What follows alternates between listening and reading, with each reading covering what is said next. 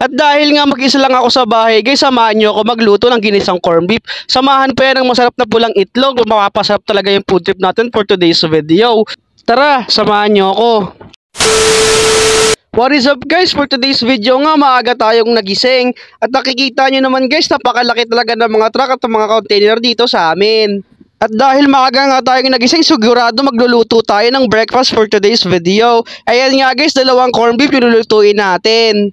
Inumpisahan ko na nga maggayat nitong sibuyas. Pagkatapos ko nga lang maghiwa ng sibuyas guys at pinitpit ko na nga itong bawang at ihiwain ko siya ng maliliit na hiwa. Gigisahin nga lang pala natin tong corned beef natin guys for today's video. Maya nga lang guys at nagpainit na ako nitong kawali na may mantika.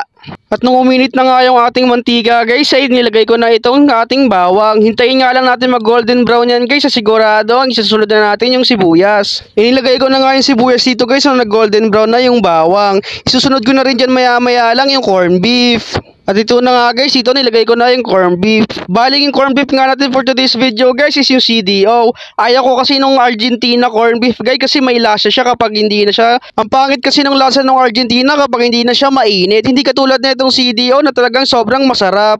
Guys, paki-comment below naman guys kung ano yung pinakagusto nyong corned beef sa lahat. Maya nga lang guys at naglagay na ako ng ating sikretong Shakang Cup na Magic Sarap. So guys, hindi na pala ako maglalagay ng asin dyan kasi aalat na siya. Pwede na yung Magic Sarap guys kasi may lasa na siya. May mekos lang pala natin yan guys hanggang sa maluto. At habang nihintay ko nga maluto yung corned beef dito guys, ipapakita ko nga pala sa inyo ang pinakamasarap na paborito ko sa lahat na pulang itlog. Mawala na lahat, wag lang yung pulang itlog sa ating breakfast for today's video. At dahil malapit na nga maluto ang ating corned beef guys, at tinignan ko ng ating sinaing. Bala ko nga sana dito magsinigang guys. Pasensya na guys, hindi pala sinigang yun, sinangag pala. Nalilito talaga ako dun guys, lagi napapagpalit ko yung dalawa. Samahan pa yan ng pinakamasarap nating kape na pangmalakasan guys. At siguradong mapapasarap ang ating food trip at heavy breakfast talaga ngayon ang ating food trip for today's video. Kasi nga guys, may pupuntahan kasi talaga ako. Hanggang dito na lang tong vlog na to guys. Don't forget to like, share, comment, and subscribe sa aking YouTube channel. At i-follow nyo na rin po ako sa aking Facebook page. Hanggang dito na lang to guys, paalam!